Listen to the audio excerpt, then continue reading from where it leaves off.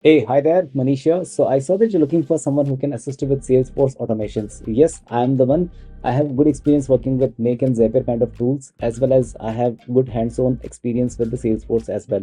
So there are a couple of ways we can do Salesforce automation. Number one, we can directly work with their APIs. So Salesforce has a well-structured API documentation. We can write Python or JavaScript code. Secondly, we can work with Salesforce APIs using no-code, low-code tool like Make.com or Zapier.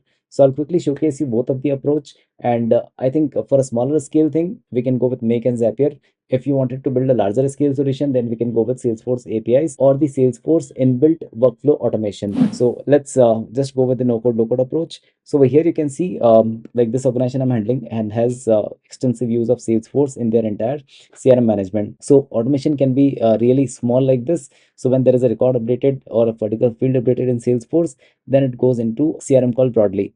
Secondly, it can be this kind of a long automation. So for example, if there is a checkbox get activated inside Salesforce on a contact, then it can find a contact in Salesforce, look up for that account details, push that into Google Sheets, and then finally create a customer into WooCommerce, and that customer detail again can be updated back into Salesforce.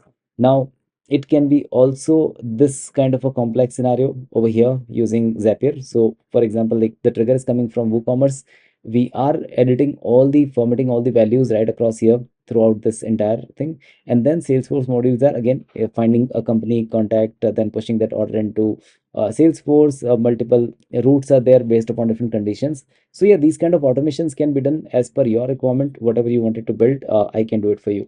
Now there is an alternate solution available called Make.com. So Make also has all the triggers and actions available, so we can watch any type of record across any module. We can watch the record update field. So if a particular field is getting updated inside a particular record, that can also be done. We can search record, get, delete, update, do bulk jobs, directly make API call right from here itself.